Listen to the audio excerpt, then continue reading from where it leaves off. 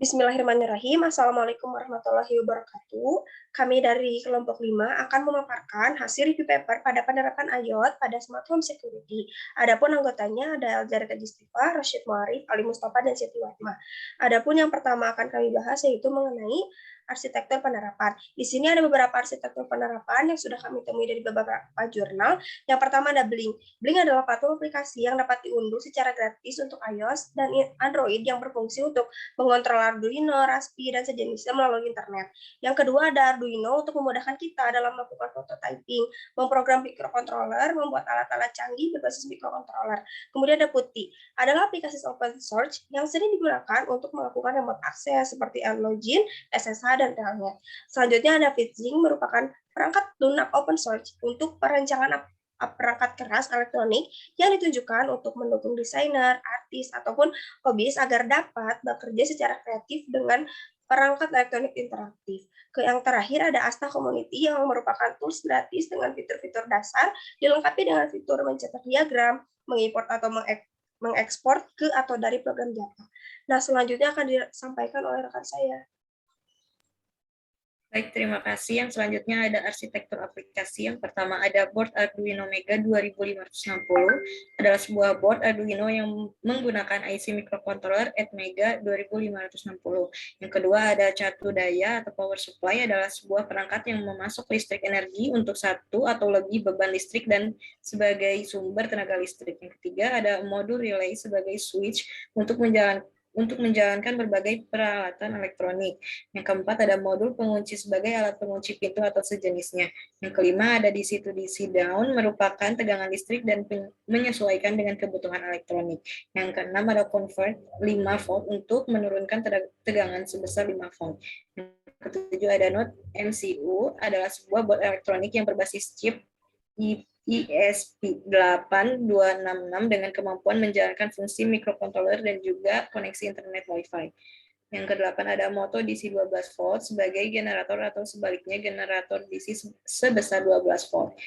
Yang sembilan ada panel liquid crystal display 16x2 sebagai tampilan suatu data baik karakter, huruf, ataupun grafik. Selanjutnya akan dijelaskan oleh teman saya. Baik, terima kasih. Di sini ada kamera VC 706 digunakan untuk menangkap gambar ketika terdeteksi suatu pergerakan. Yang 11, regulator step down mengubah tegangan tinggi dengan arus rendah menjadi tegangan rendah dengan arus tinggi. 12, buzzer untuk mengubah getaran listrik menjadi getaran suara dan biasa digunakan sebagai indikator bahwa proses telah selesai atau terjadi suatu kesalahan pada sebuah alat atau alarm. Yang 13, sensor PIR untuk digunakan untuk membatasi akses ke laboratorium. 14, Raspberry Pi model 3B plus digunakan untuk menjalankan program perkantoran, permainan komputer, dan sebagai pemutar media hingga video beresolusi tinggi.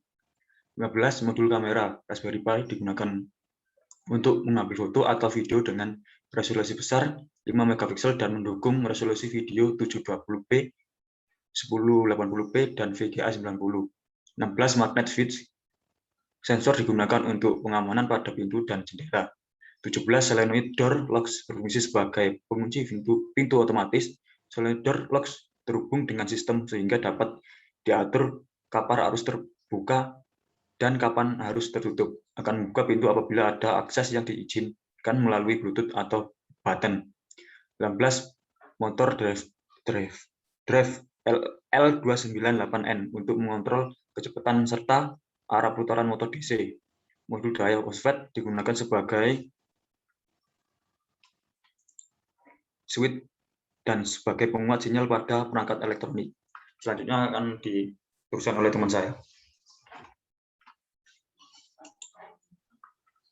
10 modul sensor tegangan CMPT 101B, sebuah sensor yang dihasilkan dari trafo tegangan, memiliki kemampuan untuk melakukan pengukuran akurasi tinggi. 21, sensor mendeteksi asap atau gas, mendeteksi asap dan menyalakan alarm bel, dan semua ini diperbarui di halaman web. 22, notebook memberi kemudahan kepada pengguna komputer untuk menjalankan atau mengerjakan pekerjaan di mana saja dan kapan saja. 23, modul GSM Shield untuk dapat mengirim SMS, membuat voice call, atau mengoneksikan internet. 24 modul WiFi ESP8266 berfungsi sebagai perangkat tambahan microcontroller seperti Arduino.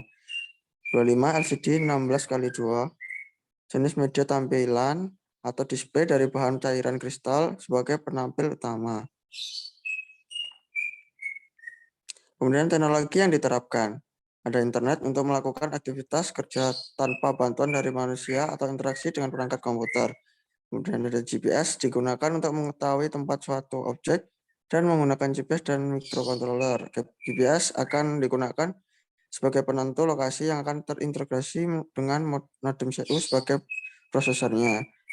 Bluetooth digunakan untuk bertukar data antara dua perangkat elektronik dalam jarak pendek.